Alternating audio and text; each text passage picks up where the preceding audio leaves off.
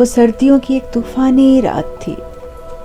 بارش کی ایسی جھڑی لگی تھی کہ تھمنے کا نام نہیں لیتی تھی۔ رات کی تاریکی اور اس پر سرد اور تیز ہوا کے چلنے کی وجہ سے ایسا گمان ہوتا تھا کہ جیسے کچھ اندیکھا ہونے والا ہے۔ کبیر لاہور سے بہاولپور جانے والی ٹرین کے انتظار میں بیٹھا تھا، جو راستے میں اس کی منزل مقصود یعنی ملتان میں بھی رکتی تھی۔ بارش اتنی تیز تھی کہ لگتا تھا کہ اس کے علاوہ شاید آج اور کوئی مسافر بھی اسٹیشن تک پہنچنے کی ہمت نہیں کر پائے گا۔ پلیٹ فارم کی ٹین کی چھت پر بارش کی تیز بوندوں سے جل ترنگ بج رہا تھا۔ ٹھنڈی ہوا اس کے اوور کوٹ میں لپٹے ہوئے بدن کو ایسے چیر رہی تھی جیسے کسی نے پورے جسم میں سوئیاں چبھو دی ہوں۔ سر کے اوپر ایک بلب تھا جس کی معمولی سی حرارت بھی اس وقت کسی آسائش سے کم نہیں لگ رہی تھی، لیکن قسمت شاید آج اس پر مہربان نہیں تھی۔ زور سے بادل گرجے اور ساتھ میں روح کو ہلا دینے والی بجلی کی کڑک۔ یکا یک بجلی چلی گئی اور وہ بلب کی روشنی سے آتی ہوئی معمولی سی حرارت بھی ختم ہو گئی۔ اچانک کسی نے اس کے کندھے پر ہاتھ رکھا۔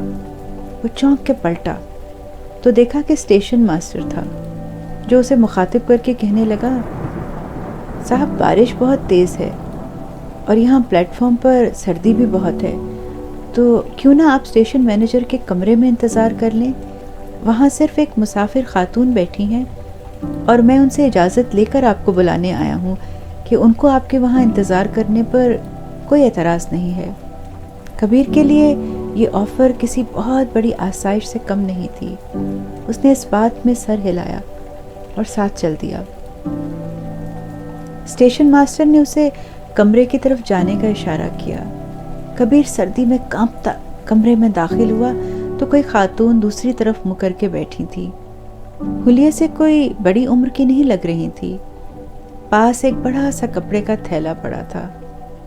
اس نے ان کو سلام کیا تو وہ جواب دینے کے لیے مڑی اور کبیر کی سانسیں رک گئیں۔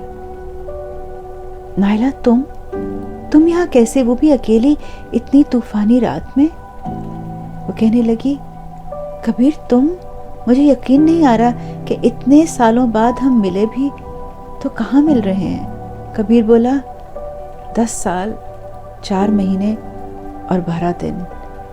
وہ کہنے لگی، تمہارے لیے 10 سال 4 مہینے اور 12 دن اور میرے لیے 10 صدیاں 4 مہینے اور 12 دن۔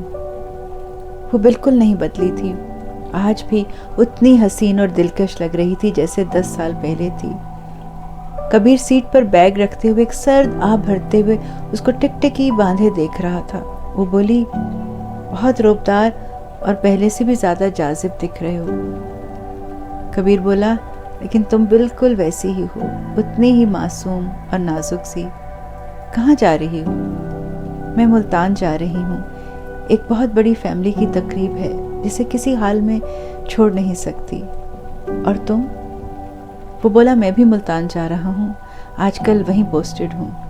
کہنے لگی، ملتان میں کہاں؟ وہ بولا، قاسم پور میں بلاک 3 میں۔ اور تم؟ وہ کہنے لگی، بلاک 3 کے بالکل پیچھے برگد کے درخت کے دوسری طرف جو کالونی ہے نا، وہاں۔ کہنے لگی، کیسے وقت گزر گیا؟ وہ بولا، تمہارے شوہر نظر نہیں آ رہے۔ کہنے لگی، وہ تو شادی کے 1 سال بعد مجھے طلاق دے کر اپنی محبوبہ کے پاس واپس چلے گئے، تب سے بھائی کے پاس ہوں، کچھ دن کے لیے خالہ جان کے پاس ملتان جا رہی ہوں تاکہ تقریب میں شامل ہو سکوں۔ کبیر کو دل کی دھڑکن ڈوبتی ہوئی محسوس ہوئی۔ کہنے لگا، تو مجھے اب بتا رہی ہو میں نے کیسے تڑپ تڑپ کے یہ سال گزارے ہیں؟ ایک دن نہیں گزرا جب تمہاری یاد نے دل نہ چیرا ہو۔ وہ کہنے لگی، کوشش کی تھی تمہیں ڈھونڈنے کی، لیکن تم ملک سے باہر جا چکے تھے، ہم بھی وہ محلہ چھوڑ کر لاہور آ گئے۔ سنو، تم کانپ رہے ہو، میرے پاس فلاسک میں گرم چائے ہے۔ اس نے کپڑے کے تھیلے سے گرم چائے کا فلاسک نکالا اور فلاسک کے کپ نما ڈھکن میں چائے ڈال کر اس کو دی۔ اس نے کانپتے ہاتھوں سے کپ کو پکڑا اور چائے کا ایک گھونٹ لیا۔ اف، تمہارے ہاتھ کی چائے کا آج بھی وہی سواد ہے جو اس کے بعد کبھی نہیں ملا۔ ہاں، ابا کو بھی میرے ہاتھ کی چائے بے حد پسند تھی۔ کیسے ہیں وہ؟ کبیر نے پوچھا۔ ان کو گزرے تو زمانے ہو گئے، وہ میرے ساتھ ہوئے سانحے کا غم نہیں سہ پائے۔ آخری دنوں میں تمہیں بہت یاد کرتے تھے، کہتے تھے ضد اور انا میں آ کر میں نے تم دونوں کو دور کر دیا، اور دیکھو اللہ نے مجھے میری اولاد سے ہی آزمایا۔ ٹائم کیا ہو گیا؟ وہ پوچھنے لگی۔ وہ بولا صبح ہونے کو ہے۔ باتیں کرتے کرتے ساری رات گزرنے کا پتہ ہی نہیں چلا۔ لگتا ہے بارش بھی رک گئی ہے۔ اتنے میں دروازے پر کھٹکا ہوا، دیکھا تو اسٹیشن ماسٹر تھا۔ کہنے لگا 15 منٹ میں ٹرین پہنچ رہی ہے، سوچا آپ کو بتا دوں۔ وہ اٹھی اور کہنے لگی میں ذرا واش روم تک ہوا ہوں۔ کبیر وہیں سوچوں میں گم اور نہ جانے کیا کیا تانے بانے بن رہا تھا۔ وہ اٹھی اور خاموشی سے باہر نکل گئی۔ 15 منٹ گزرے اور ٹرین پلیٹ فارم پر رکی۔ وہ اس کو بلانے کے لیے بھاگا کہ کہیں اس کی ٹرین نہ مس ہو جائے۔ اب تک بارش رک چکی تھی اور صبح کی روشنی بھی نمودار ہو گئی تھی۔ پلیٹ فارم پر کچھ ہلچل بھی محسوس ہو رہی تھی، ایسا لگتا تھا کہ کچھ لوگ پہنچ گئے ہیں۔ جیسے ہی وہ جلدی میں دروازے سے نکلا تو کسی سے زور کا ٹکرا گیا۔ سوری، معاف کیجیے گا، جلدی میں آپ کو دیکھا نہیں۔ کبیر تم؟ رؤف بھائی آپ نائلہ کو لینے آئے ہوں گے شاید۔ ہاں، تمہیں کیسے پتا کہ میں نائلہ کو لینے آیا ہوں؟ اس سے پہلے کہ وہ کچھ بولتا، اس کی نظر رؤف بھائی کے برابر پڑے ہوئے لکڑی کے تابوت پر پڑی، جس کے اوپر والے حصے پہ شیشہ لگا تھا۔